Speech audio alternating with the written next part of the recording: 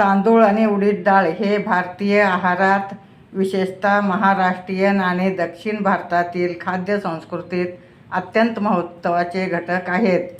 जेव्हा हे दोन घटक एकत्र केले जातात, उदाहरणार्थ इडली, डोसा, तेव्हा त्यांचे आरोग्यासाठीचे महत्त्व दुप्पट होते. या दोन्ही घटकांचे वैयक्तिक आणि एकत्रित महत्त्व खालीलप्रमाणे आहे. तांदळाचे महत्त्व. ऊर्जेचा मुख्य स्रोत. तांदळामध्ये कर्बोदके भरपूर असतात, ज्यामुळे शरीराला झटपट ऊर्जा मिळते. पचनास हलका. तांदूळ पचायला अत्यंत सोपा असतो, त्यामुळे आजारपणात किंवा लहान मुलांना मऊ भात दिला जातो.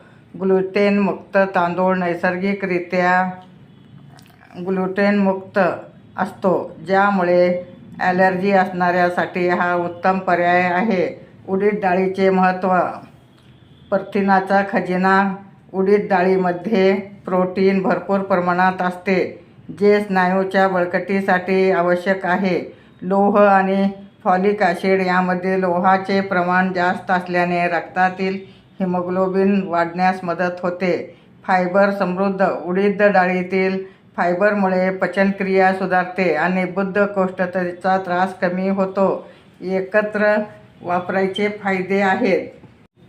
इडली किंवा डोश्याचे पीठ आंबवल्यामुळे त्यामध्ये व्हिटॅमिन B12 आणि प्रोबायोटिक्स तयार होतात, जे पोटाच्या आरोग्यासाठी उत्तम असतात. मधुमेहासाठी फायदेशीर. डाळ आणि तांदूळ एकत्र खाल्ल्याने रक्तातील साखर एकदम वाढत नाही. तुम्हाला तांदूळ आणि उडीद डाळीचे महत्त्व आरोग्याच्या दृष्टीने जाणून घ्यायचे आहे की यांच्यापासून बनणाऱ्या विशिष्ट पदार्थाची रेसिपी हवी आहे?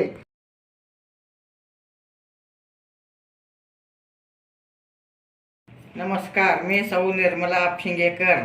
आज आपणास पेपर डोश्याची रेसिपी सादर करीत आहे. 3 वाट्या तांदूळ घेणे, 1 वाटी उडीद डाळ घेणे, 1 वाटी पोहे घेणे, पाव वाटी साबुदाणा घेणे. हे सगळं रात्रभर स्वच्छ धुवून भिजत ठेवणे.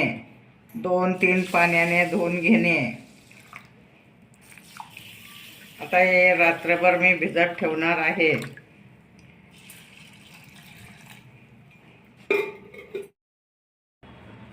आता आपले तांदूळ रात्रभर भिजले आहेत. उडदाची डाळ पण भिजली आहे. पोहे आणि साबुदाणा पण भिजला आहे. आता मी मिक्सरमध्ये बारीक करणार आहे. आता आपलं पीठ छान मुरलं आहे. 5-6 तास तुम्ही पाहू शकता. आता मी तव्यावर डोसे घालत आहे. असं तुम्ही सुद्धा घालू शकता. अगदी जाड, पातळ घालू शकता.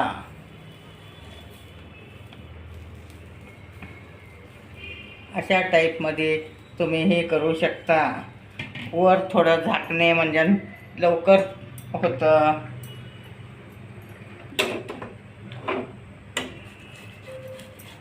अशा टाईपमध्ये तुम्ही उलटून घेणे. अगदी व्यवस्थित आपोआप उलटलं जातं.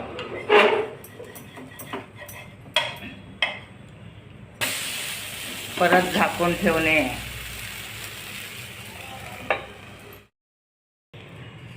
आता डोश्याबरोबर आपण बटाट्याची भाजी करून घेत आहोत. बटाटा उकडून घेणे आणि साल काढून बारीक चिरणे. कांदा घेणे, हिरवी मिरची घेणे, आलं लसणाची पेस्ट घेणे. आता मी मोहरी घालत आहे. नंतर थोडे जिरे घालणे. छान तडतडू देणे. व कोथिंबीर पण घालणे. बारीक चिरून घेणे कोथिंबीर. कोथिंबीरमुळे त्याला खूप छान चव येते भाजीला आणि खायलाही खूप चविष्ट लागतं. तुम्ही पाहू शकता. आता जिरे छान तडतडायला लागले आहेत. आता आपण कांदा घालत आहोत. कांदा सोनेरी कलर येईपर्यंत परतून घेणे.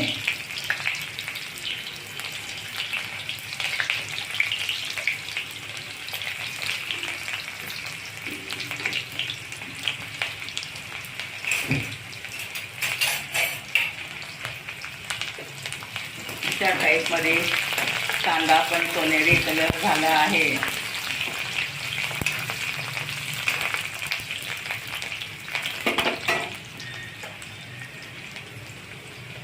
आता आपण मिरची घालत आहोत. बारीक चिरून मिरची घालणे.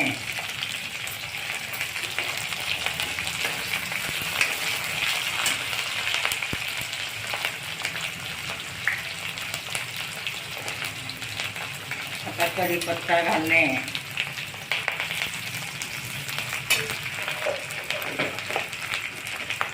आता मी बटाटा घालत आहे.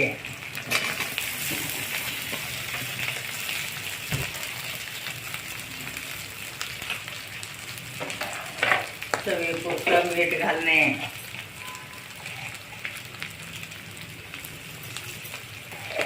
आणि थोडी हळद घालणे. आणि आलं लसणाची पेस्ट घालणे.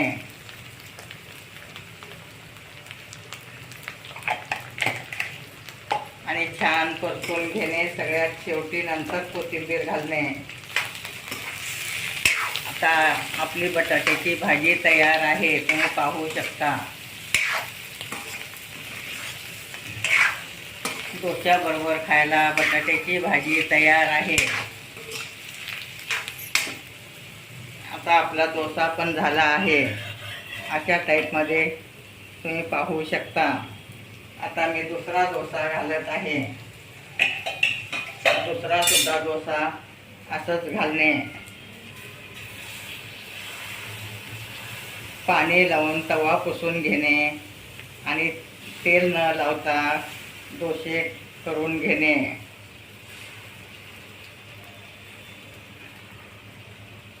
असं चमच्याने तुम्ही गोल करू शकता.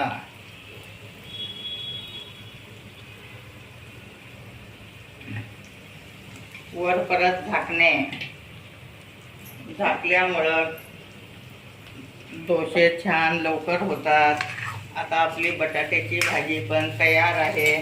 आता कोथिंबीर बारीक चिरून घेणे. असे बारीक चिरल्यामुळे बटाट्याच्या भाजीला खूप छान चव येते आणि दिसायलाही छान दिसतं.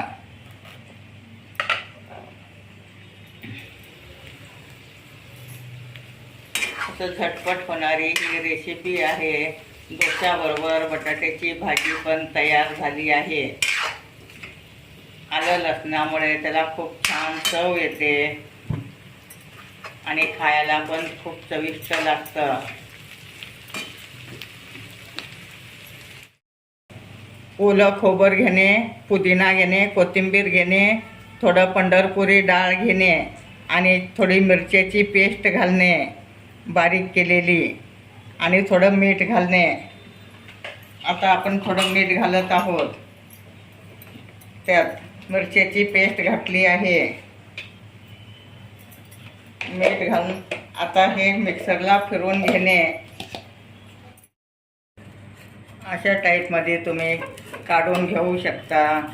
अगदी आणखी थोडं व्हायचं आहे आणि थोडं झाकून ठेवणे. आता अशा प्रकारे खमंग खरपूस भाजून घेणे. तर आपले डोसे तयार झाले आहेत. आता हे असे उलटून घेणे, परत झाकून ठेवणे.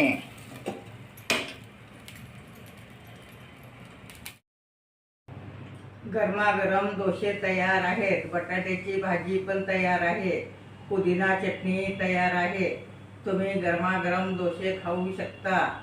अगदी खूप चविष्ट झाले आहेत. माझे व्हिडिओ लाईक शेअर सबस्क्राईब करा. कमेंट्स करायला विसरू नका.